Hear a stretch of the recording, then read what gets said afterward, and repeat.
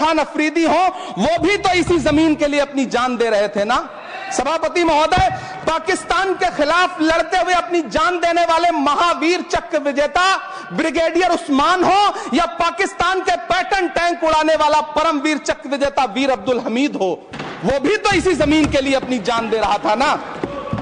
और मंत्री जी, मैं इस सदन में अलग ऐलान ये कहता हूं कि जब भी इस देश की जमीन को लहू की जरूरत होगी, आपसे 2 कदम आगे इमरान खड़ा मिलेगा, ये मैं आपसे यकीन दिलाते हुए कह रहा हूं। सभापति महोदय, मैं सरकार से कहना चाहता हूं, हमसे हमारी इबादत गाहें तो मत छीनिए ना, हमारे घरों पे बुलडोजर तो मत चलाइए ना, हमारी कब्रों में तो हमें सुकून से सोने दीजिए ना। सभापति महोदय, माइनॉरिटी मिनिस्ट्री का बजट कट करके, मुस्लिम बच्चों की स्कॉलरशिप बंद करके अब सरकार कह रही है कि हम वक्फ की आमदनी से गरीब मुसलमानों का भला करेंगे। गुजरात की बेटी बिल्किस के बलात्कारियों की रिहाई के बाद उन्हें माला पहनाने वाली लोगों के नेता ये कह रहे हैं कि यह बिल मुस्लिम महिलाओं को उनका हक दिलाएगा। धन्यवाद मोदी जी, क्या बढ़िया सौगातें मोदी दे रहे हैं आप।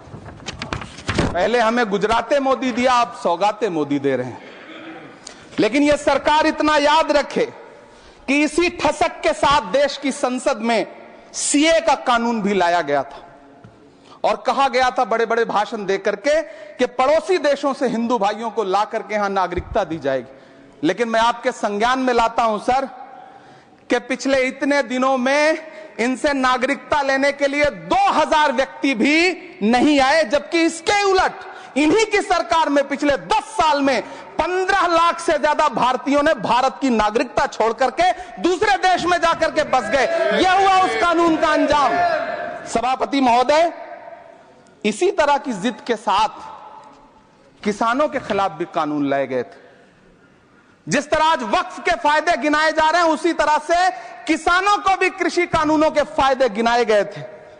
लेकिन अंजाम क्या हुआ?